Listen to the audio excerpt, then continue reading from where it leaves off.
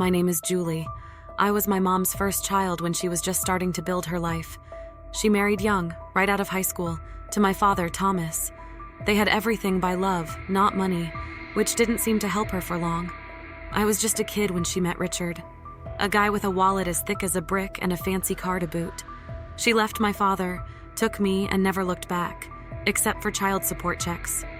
Richard seemed okay at first, always bringing me little treats and letting me play in his big office filled with shiny things. But Mom, she was different around him. She always had this look on her face when she saw me, like I was a reminder of a life she wanted to forget. One night, I overheard them talking in the kitchen when I should have been watching TV. "She's too much like Tom," Mom said, her voice harsh, always asking questions, always looking at me like him. I didn't understand at the time, but I hated hearing her talk like I was the problem. I loved my real father. Sure, he lived in a small apartment on the other side of town, but every moment spent with him was a treat, even if we were just chasing a ball in the park or eating cheap pizza. My mom's words from that night stayed with me, and the way she said them made it even sharper. "Can't you do anything right?" Her favorite saying when I was trying to help around the house or doing homework in the living room. My dad, on the other hand, was a different story. "You're doing great, Julie," he told me every time I showed him my grades or a drawing from school. "Don't let anyone tell you otherwise." Life with Mom and Richard became even more stressful when I started school. Mom was always talking about appearance, about how I needed to wear the right clothes, to hang out with the right kids. "Why can't you dress like Clara's daughter?" "Look at her," my mom grumbled, showing a picture of my classmate from a party I wasn't invited to. Once, after a particularly rude scolding about my dirty shoes in the hallway, I snapped back. "At least Daddy doesn't yell about mud." The slap followed quickly, her hand stinging my cheek before I could see it move. "Don't you dare talk about your father like that," she hissed, her face close to mine and her breath smelling of coffee and anger. Tears came to my eyes, but I held them back, hard, just like my dad had taught me. That night, lying in my bed, I promised myself I wouldn't let her see me cry, wouldn't give her the satisfaction. When Mom announced that she was pregnant again, there was a strange atmosphere in the house, like everything was suddenly going to change, but not necessarily for the better. "I'm having a baby with the man I love, Richard. Everything will be perfect," Mom cooed to her friends on the phone, cradling Lily as if she were made of the most precious porcelain. "Yeah, she's cute," I mumbled, trying to cut in on the conversation. Sweet was an understatement. Lily was adorable, and I couldn't help but fall in love with her at first sight. I wanted to be a good big sister, wanted to be involved and help. One afternoon, I tried to sneak into Lily's room while Mom was busy in the kitchen. I tiptoed in, peering over the crib at my baby sister, who was gurgling happily. "Hey there, Lily," I whispered, reaching a finger to let her grab. Mom must have heard me because she was suddenly there at the door, her voice sharp as a knife. "What are you doing, Julie? I told you, you need to ask before you go into her room." "I just wanted to see her," I protested, feeling the familiar sting of tears pricking my eyes. I wanted to help.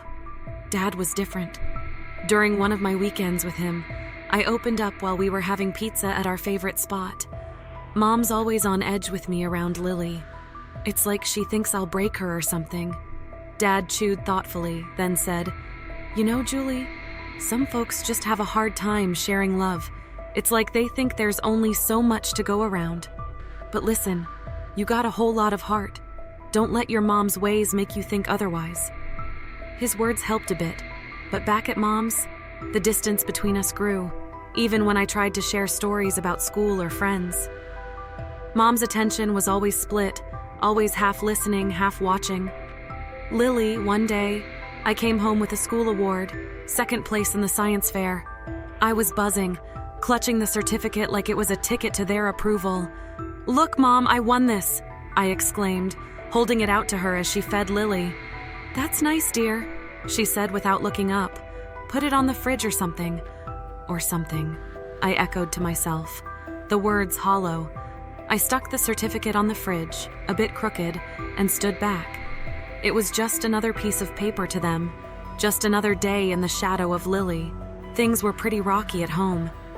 By the time I had high school between Mom's cold shoulders and Richard's indifference, I felt more like a guest than a family member. It was around then that the bomb dropped. Mom decided it was time for me to go live with Dad permanently.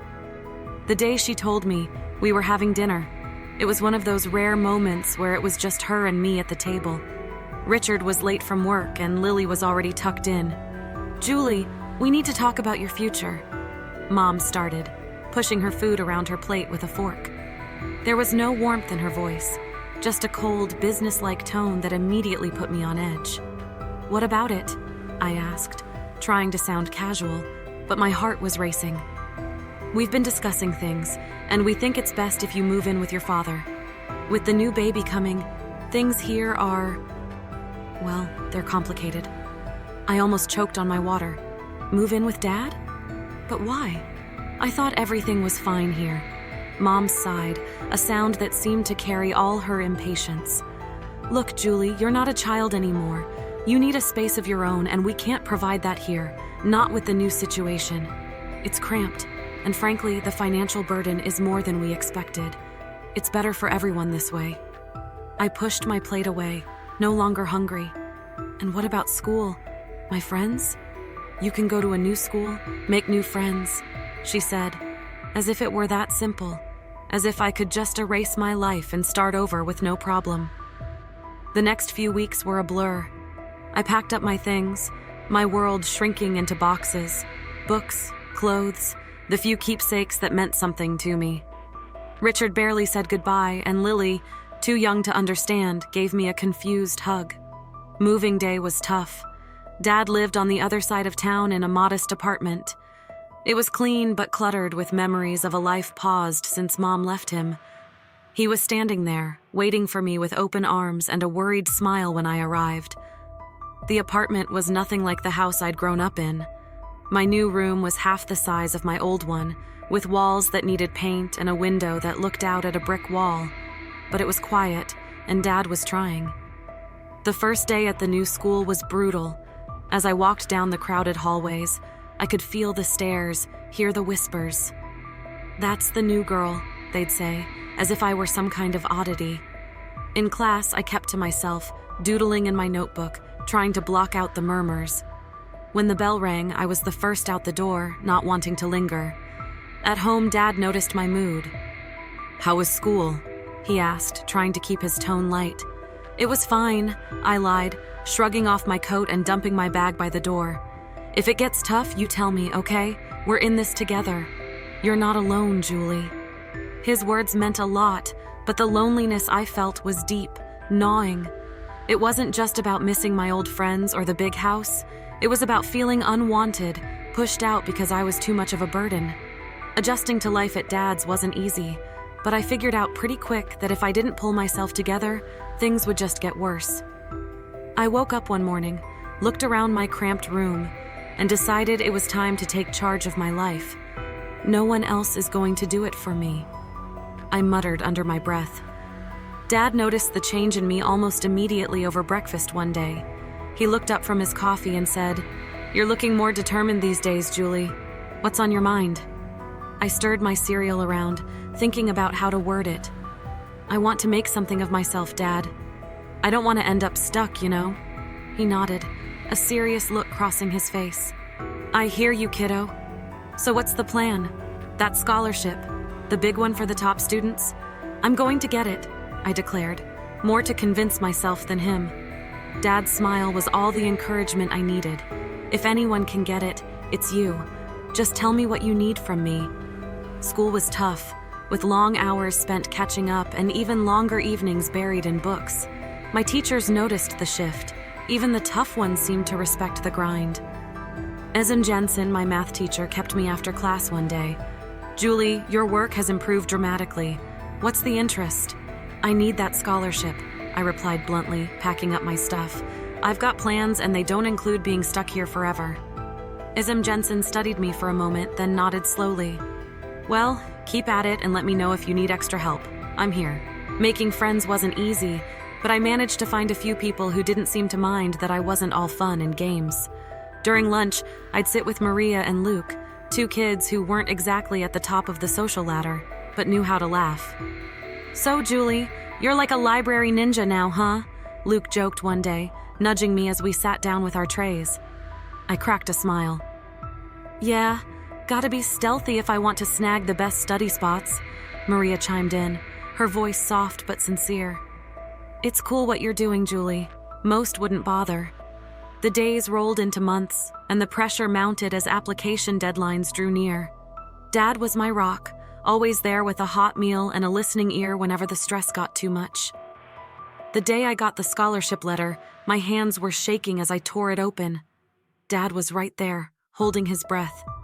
I scanned the words, my heart pounding in my chest, and then I whooped so loud I swear the neighbors heard. "I got it, Dad. I got it." I jumped up, the letter flapping in my hand like a flag of victory. Dad swept me up in a big hug, laughing and cheering right along with me. "I knew it. I knew you could do it." As I packed up my things for college a few months later, I felt ready. The future was bright, and for the first time, it felt like it was truly mine. I was leaving, but I was taking all these lessons, all this love, and hard-earned wisdom with me. After graduating with honors and establishing a solid career, I felt like I was finally on stable ground. I was 28, doing well professionally, and had just started seeing a wonderful guy from work, Jack, who had been nothing but supportive. Then, out of nowhere, my mom called. We hadn't spoken much since I moved out, but suddenly here she was, back with a request, or more like a demand. "Julie, your sister Lily is going to college in your city. We've paid her tuition, and we think it'd be best if she stayed with you," Mom said, her tone making it clear this wasn't just a suggestion. I hesitated, memories of our strained relationship flashing through my mind, but I wanted to believe things could be different. "Okay, Mom, I'll help Lily out. It might be nice to reconnect," I responded, trying to keep any skepticism out of my voice. Lily moved in a week later, and right off the bat, it was clear we were worlds apart. She was as stunning as ever, obsessed with her appearance and the kind of lifestyle that screamed high maintenance. She brought with her a suitcase full of expectations and a personality that demanded they be met. "Can you make sure we have almond milk and kale?" "I'm on a special diet," Lily mentioned casually on her first evening, examining her reflection in the mirror. "Sure, I'll add them to the grocery list," I replied, trying to accommodate her. Living with Lily was more challenging than I'd anticipated. She partied like there was no tomorrow, often stumbling in at dawn, her carefree laughter echoing through the apartment while I lay awake, anxious about meetings and presentations. One afternoon, Jack came over as Lily was prepping for another night out. I noticed how she smiled at him a little too sweetly, a little too long. "Julie, I think Lily's got the wrong idea about me. She's been, well, flirty." I felt a mix of anger and embarrassment. "Thanks for telling me, Jack. I'll talk to her." When I confronted Lily, her response was a dismissive laugh. "Oh, come on, Julie. I'm just being friendly. Besides, can I help it if he likes me back? That's my fiancé." "Lily, you need to respect that," I shot back, my voice firm. Her laugh chilled me. "Julie, I'm used to getting what I want, always have been. That was the last straw. I couldn't live like this, feeling like I had to guard my life from my own sister. You need to find another place to live, Lily." "This isn't working out," I told her, my decision final. Lily stormed out, slamming the door behind her. Within an hour, my phone rang. It was Mom, her voice cold and sharp. "You're such an envious girl, Julie. Can't stand to see your sister happy, can you?" I replied, "I just want respect, Mom, that's all." After that, things went quiet with Lily. I heard through the grapevine she dropped out of college and was floating through her social circles on charm and whims. As for me, I refocused on my life with Jack, my work, and the peace of rebuilding my boundaries. 2 years had flown by since I last tried to patch things up with my family. Things were going well for me. I was moving up at work, and life with Jack was better than ever. That's when I heard the news about Lily. She had dropped out of college and was getting married to some rich guy she'd met. Feeling a mix of curiosity and goodwill, I picked up the phone to call home and offer my congratulations. It was my mom who answered, her voice cold and distant as always. "Mom, I heard about Lily's wedding. I just wanted to say congratulations," I started, trying to keep my tone light. "Well, don't bother. We're not waiting for you at the wedding. It's for rich people only, and we don't need any beggars there." She spat out her words, cutting deep. I clenched the phone a little tighter, feeling the old sting of rejection. "Really, Mom? That's how you're going to be? What did you expect, Julie? You've always been the difficult one. Just stay away," she said before hanging up. I stood there, phone in hand, the dial tone echoing in my ear. The hurt was palpable, but I wasn't going to let it ruin me. I found out later that they'd spared no expense on Lily's wedding, hiring popular artists and actors to make it a lavish affair. Time passed, and life didn't stand still for me either. Jack proposed, and suddenly I was planning my own wedding. Nothing extravagant, but every bit filled with love and sincerity. I called Dad to share the news. He was overjoyed. "Julie, that's wonderful. You bet I'll be there." "Wouldn't miss it for the world," he said, his voice brimming with happiness. Encouraged by Dad's reaction, I made one last attempt to bridge the gap with my mom. I dialed her number, my heart racing as I waited for her to pick up. "Mom, I'm getting married. I want you to come," I said, holding my breath. Her reply was as chilly as a winter breeze. "No, Julie, not interested in attending some modest gathering of losers. Count me out." I swallowed hard, fighting back the hurt. "All right, Mom, take care," I said, and hung up, knowing it was probably the last time I'd invite her into my life. Our wedding day was simple but beautiful.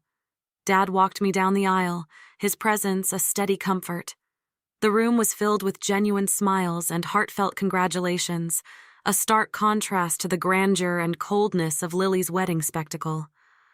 Our modest reception was filled with laughter, dancing, and stories. Jack and I mingled with friends and family who loved us for who we were, not for the money or status we brought. Life was moving along sweetly. Jack and I were thrilled to be expecting our first child. It was during this time, one ordinary afternoon, that my phone rang, and the voice on the other end turned my day upside down. It was Mom, and she was not calling with congratulations. "Julie, you have to take us in. We're desperate," she blurted out without even a hello. "Mom, what's going on?" I asked, although part of me didn't want to know. "It's all gone wrong. Richard's business tanked. We mortgaged the house for Lily's wedding, and now it's all just gone. Your sister's marriage is over. Her husband kicked her out, and he's demanding money for her cheating," she explained hurriedly, her voice edged with panic. I took a deep breath, trying to process the flood of information. "Okay, slow down. What exactly are you asking of me? We need a place to stay, all of us." "We're coming to your house," she stated matter-of-factly, as if it were the most obvious solution. The request, or rather the demand, hit me hard. "No, Mom, you can't just decide to move in with us. It doesn't work like that, Julie. You owe us after everything we've done for you," she snapped, her voice sharp and commanding that struck a nerve. "Oh, you, Mom. Remember how you were when I needed you most? You pushed me out, you chose everything over me, and now you expect me to just open my doors." Her voice rose. "You're being selfish, Julie. Where is your family spirit? I am your mother, and you've never let me forget it. But being a mother doesn't mean what you think it does." "It's not about debts and demands," I shot back, my patience wearing thin. Her fury was palpable even through the phone.